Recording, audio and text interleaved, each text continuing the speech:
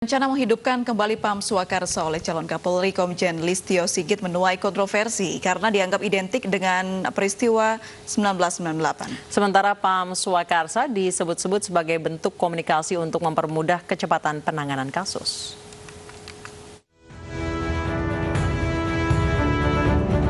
Pam Swakarsa akan dihidupkan kembali oleh calon tunggal Kapolri Komjen Pol Listio Sigit Prabowo.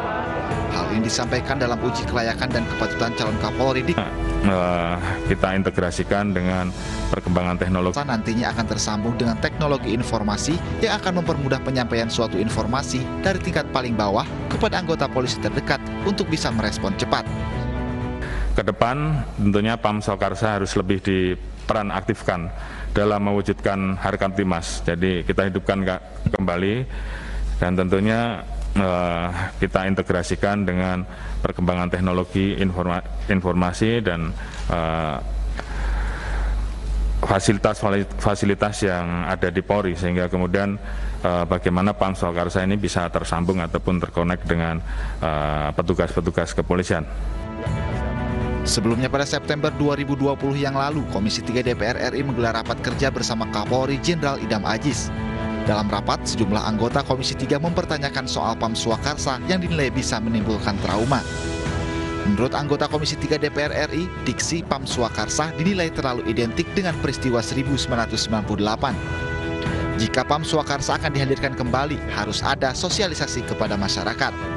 Sementara anggota Komisi 3 DPR RI lainnya menyebut konsep Pam Swakarsa identik dengan demonstrasi 1998.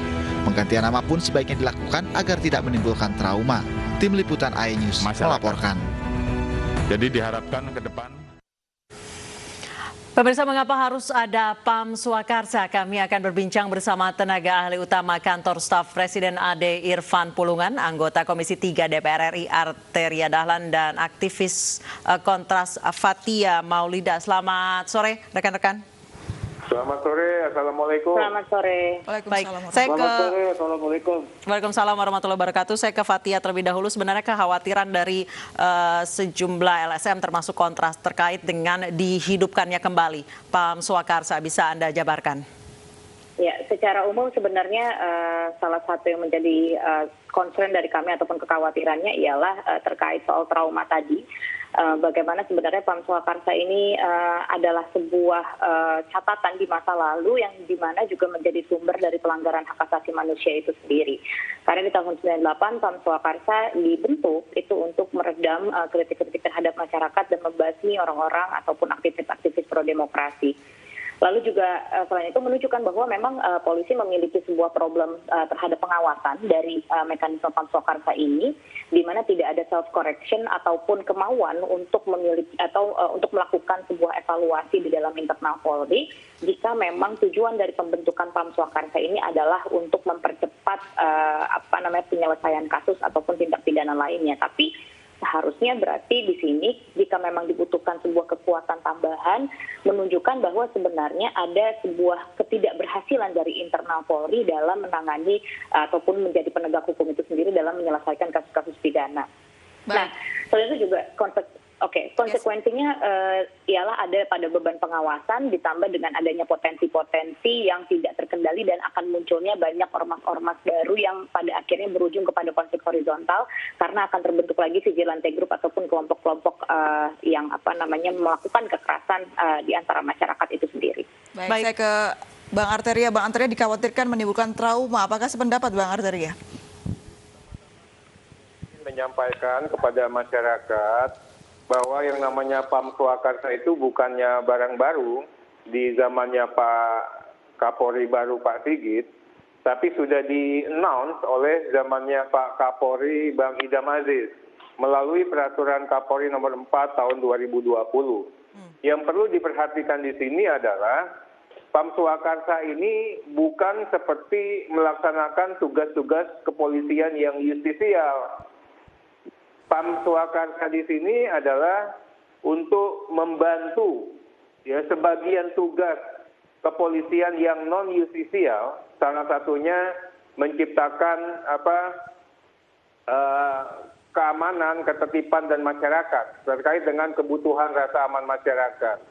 kemudian juga mewujudkan kesadaran masyarakat ya terkait dengan hukum dan penanggulangan setiap timbulnya kemungkinan gangguan-gangguan sosial baik keamanan maupun ketertiban. Baik, Serta Bang meningkatkan Arteria, Jadi, yang dikhawatirkan di sini adalah sipil yang dipersenjatai. Kemudian jika proses rekrutmennya atau seleksinya juga tidak sama sekali tidak ada sipil yang dipersenjatai. Karena begitu kita bicara senjata, kita bicara upaya paksa, itu adalah namanya upaya-upaya giat-giat penegakan hukum atau justisial. PAM Swakarsa clear and clean, tidak ada kaitannya dengan melaksanakan tugas-tugas atau fungsi kepolisian di bidang penegakan hukum. Dia hanya melakukan cipta kaptibmas, makanya yang dipakai kemarin itu adalah Satpam, Siskamling. Kenapa? Karena satu personil Polri saat ini harus melayani 691 rakyat yang jumlahnya sangat tidak ideal. Ini adalah langkah maju, langkah cerdas yang sudah dihadirkan oleh Pak Idam yang ditindaklanjuti oleh Pak Sigit melalui mengawinkan antara PAM Swakarsa dengan kemajuan ilmu pengetahuan dan teknologi. Bahkan kita kenal dalam paparannya kemarin, kita pakai yang namanya big data. Jadi percayalah dan kita harus berikan respon positif. PAM Swakarsa ini bukan buat gebuk demonstran, bukan anti demokrasi, tapi melaksanakan dan membantu tugas-tugas kepolisian terkait dengan cipta kamtibmas. Baik. Saya ke Bang Ade Irfan Pulungan. Bang Ade Irfan, wacananya PAM Swakarsa ini akan terintegrasi dengan fasilitas perkembangan teknologi, informasi, dan fasilitas milik Polri. Ini nanti takutnya justru ada beberapa fasilitas Polri seperti penyadapan dan lain sebagainya. Nanti akhirnya akan bisa digunakan oleh PAM Swakarsa. Sebenarnya apa sih Pak yang dimaksud dengan terintegrasi dengan fasilitas perkembangan teknologi, informasi, dan fasilitas Polri ini? Ya, kalau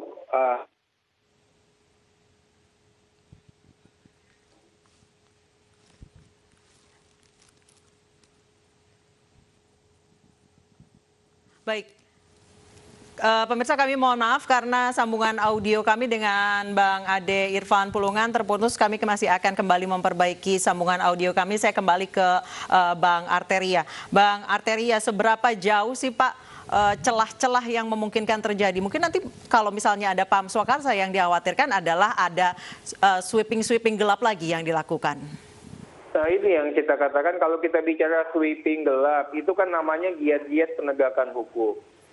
PAM Swakarsa memang difokuskan untuk melaksanakan giat-giat fungsi kepolisian yang non-justisial. Apa itu? Untuk terpeliharanya keamanan dan ketertiban masyarakat. Tertib dan tegaknya hukum. Ya. Kemudian juga dengan bagaimana menciptakan masyarakat yang guyup rukun dalam konteks bimas. Ini yang dikatakan perbantuan tugas-tugas, salah satu tugas fungsi kepolisian negara Republik Indonesia. Jadi kalau ada masalah nyadap-nyadap, penyidikan yang menyimpang, nggak ada kaitannya itu tetap menjadi domain dan tugas utamanya Polri dalam hal ini reserse. Tapi yang dilakukan PAM Swakarsa bagaimana menciptakan ya kan kalau ada apa-apa respon cepat, quick respon, koordinasi dengan yang kemajuan teknologi dengan comment centernya yang ada di setiap Polres itu bisa hadir. Bagaimana teman-teman yang tadinya menjadi satpam sudah menjalankan tugas-tugas fungsi kepolisian sebagian kita koordinir, kita bina sehingga lebih terorganize lagi. Sehingga bisa membantu tugas-tugas dan fungsi kepolisian pada umumnya. Yang perlu diketahui adalah tugas dan fungsi kepolisian berdasarkan Undang-Undang Polri ini sangat banyak. Sedangkan personil kita sedikit. Pelayanan tidak bisa ditunda dan masyarakat begitu berharap terkait dengan kerja-kerja baik dan kerja-kerja hebat Polri. Ini adalah salah satu solusi. Kami juga mohon pastinya DPR akan melakukan pengawasan secara ketat. Jadi jangan a priori dulu ya. Ini bukan barang baru, sudah pernah dieksekut ya zamannya Pak Idam, sekarang dilakukan penyempurnaan. Baik, saya kembali ke Bang Ade Irfan. Bang Ade Irfan, sejauh mana negara bisa menjamin bahwa tidak akan ada main hakim sendiri ataupun sweeping gelap yang bisa dilakukan oleh PAM Swakarsa atas diskresi yang terlalu besar dari Polri ini, Pak? Ya sebenarnya begini, kita harus jangan alergi ya dengan kata-kata Pam Swakarsa ini. Memang benar yang dikatakan Bang Atria tadi, ini bukan barang baru, ya sudah lama. Itu juga diatur dalam Undang-Undang Nomor 2 tahun 2002 tentang kepolisian di pasal 4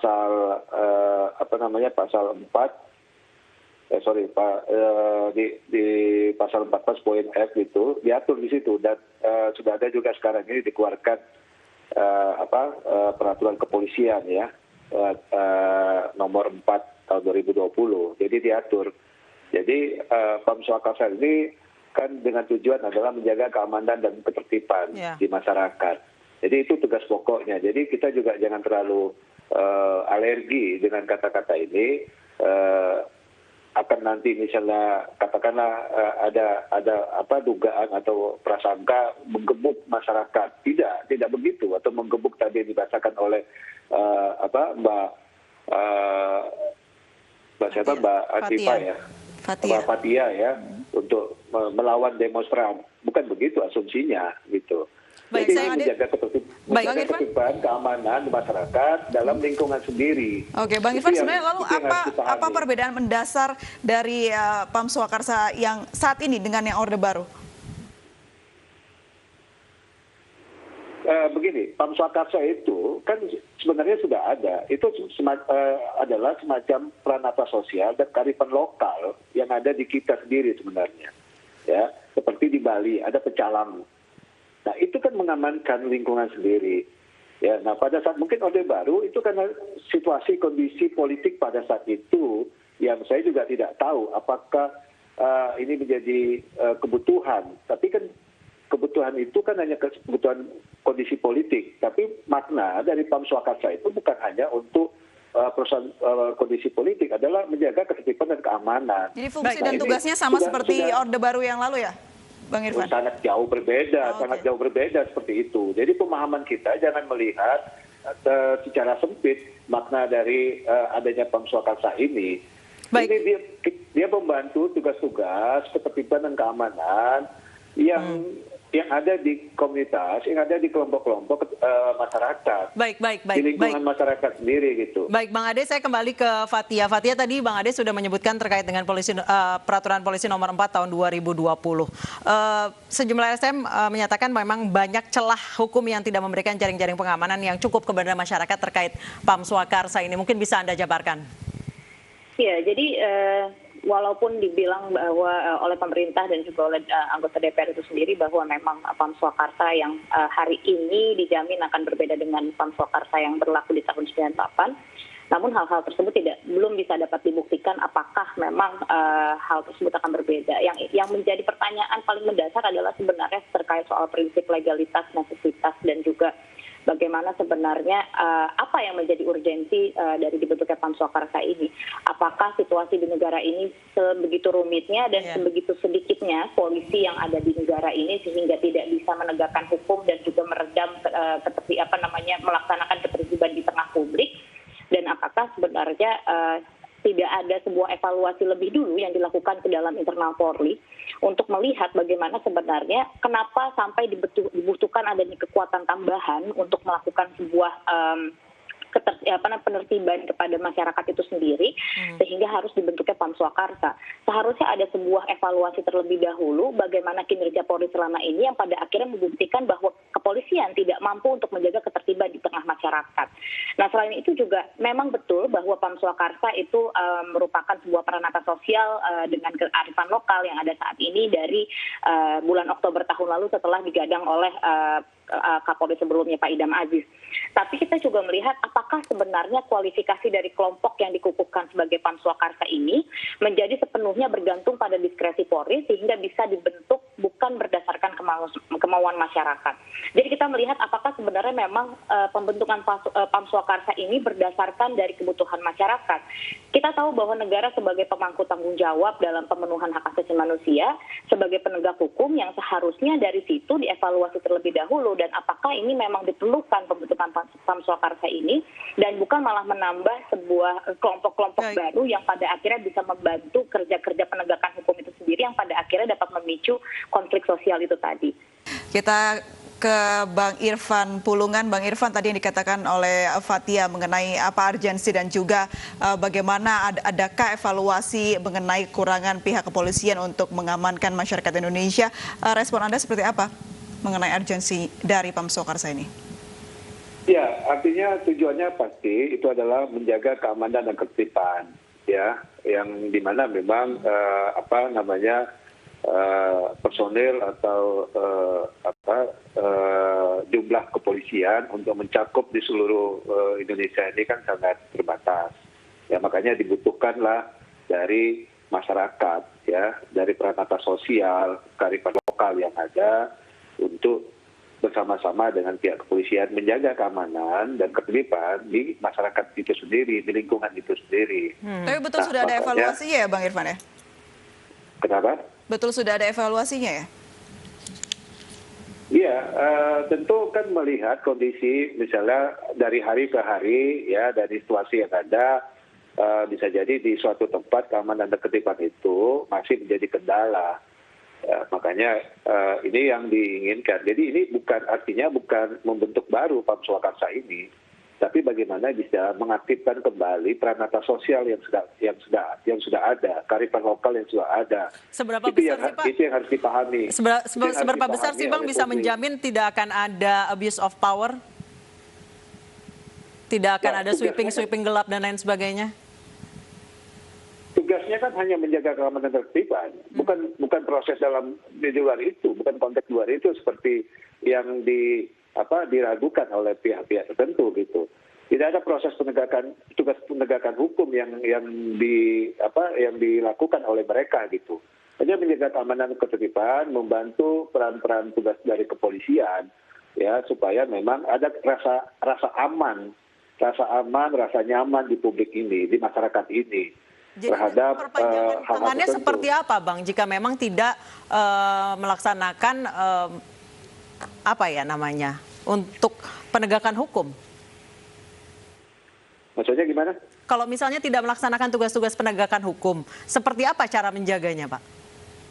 Ya, dengan mengaktifkan kembali siskamling, ya, ronda-ronda yang ada, ya, mengidentifikasi misalnya masyarakat yang tidak dikenal dalam satu kelompok komunitas di kelompok lingkungan kita.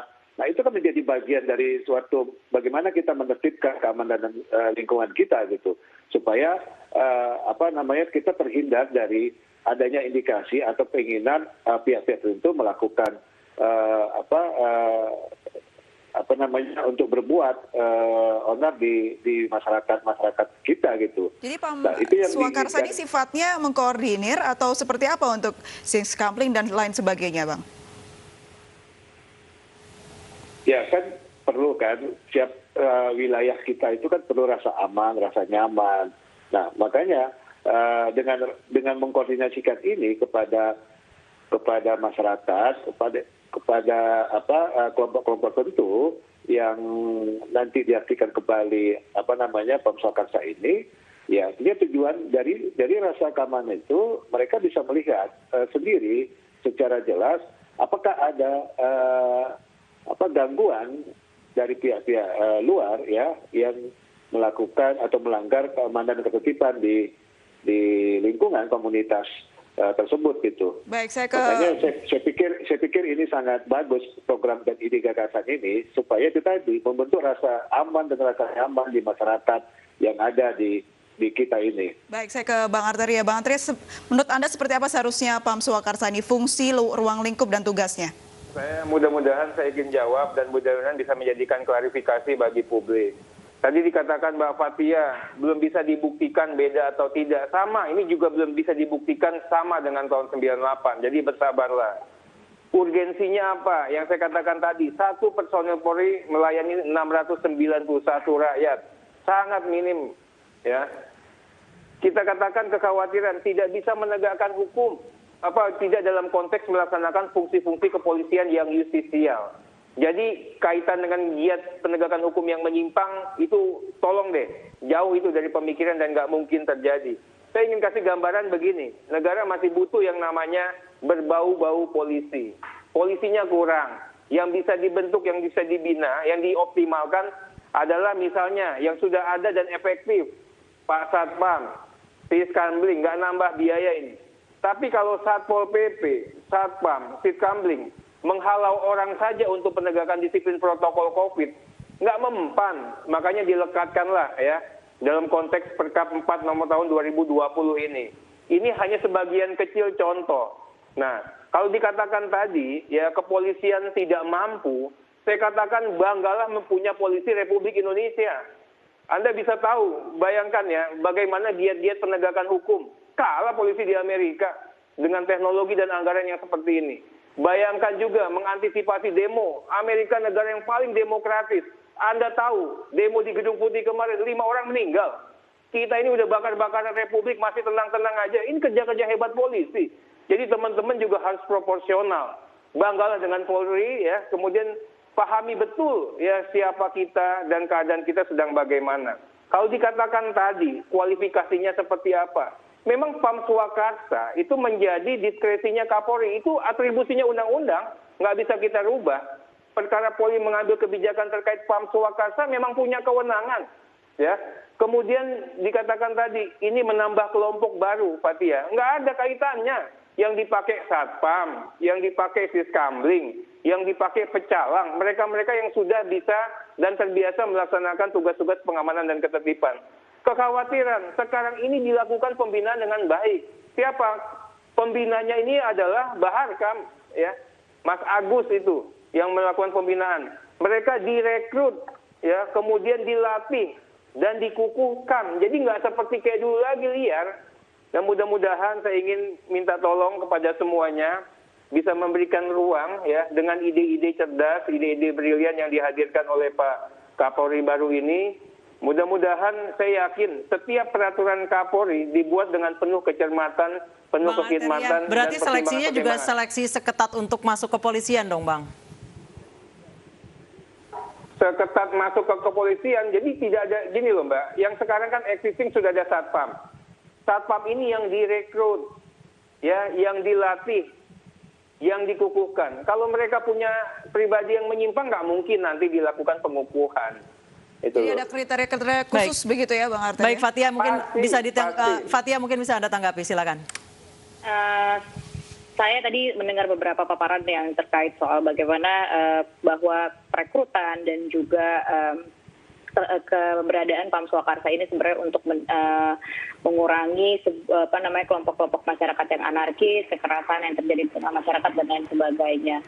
Namun juga di sini kita harus melihat bahwa masyarakat mana yang sebenarnya memang membutuhkan adanya Pam Swakarsa ini begitu.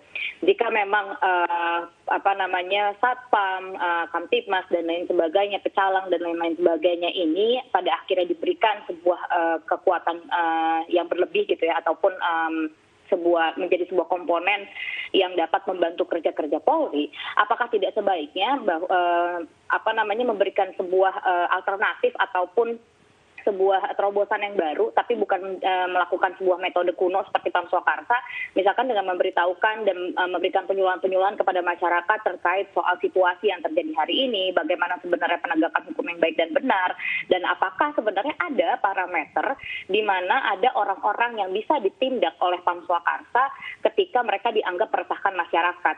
Yang ditakutkan adalah pada akhirnya akan terjadi sebuah kriminalisasi dan tidak menyasar kepada kelompok-kelompok orang tertentu.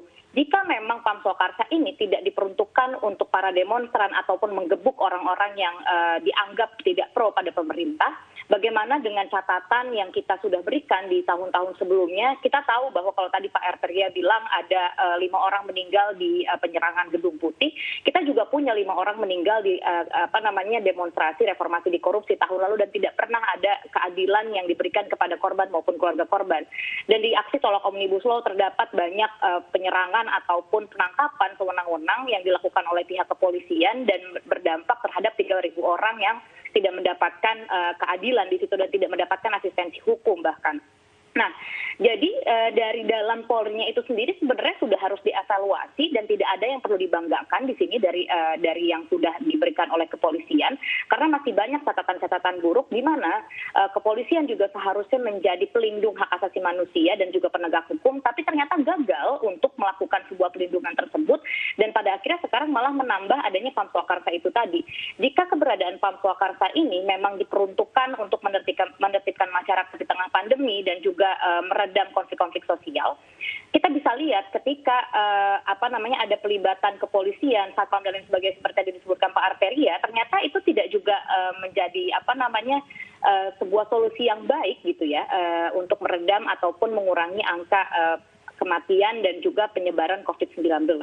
Nah, berarti di sini harusnya ada evaluasi apakah memang pendekatan keamanan untuk melakukan sebuah penanganan terhadap pandemi ini, apakah memang sudah cukup baik dilakukan dengan pendekatan keamanan, ataukah seharusnya ada instrumen-instrumen negara lainnya, seperti misalkan bekerja sama dengan ahli medis dan lain sebagainya, untuk mengatakan kepada masyarakat bahwa ini adalah sebuah situasi yang cukup urgent, dan mereka harus menjaga diri mereka masing-masing agar penyebaran COVID-19 ini tidak terjadi. Tapi itu tidak pernah dilakukan oleh pemerintah. Jadi sebenarnya evaluasi ini tidak hanya untuk kepolisian, tetapi juga bagaimana sebenarnya pemerintah juga harus memberikan pengawasan dan harus ada pengukuran yang sangat ketat apabila memang Pam Swakarsa ini berbeda dengan tahun 98. Jadi masih banyak kekhawatiran yang ada dari benak Mbak Fathia begitu. Bang Irfan, terakhir seperti apa bisa Anda menjawab kekhawatiran utamanya dari Mbak Fathia yang sudah disebutkan tadi, karena Pam Swakarsa ini masih dalam bayang-bayang Orde Baru? Ya, itu kan terlalu tendensius yang disampaikan oleh Mbak Fathia. Itu artinya kecemasan yang sangat berlebihan. Ya, saya pikir tidak seperti itu nanti yang dimaksudkan. Ini kan mengaktifkan kembali, bukan membentuk baru Pam Swakarsa ini.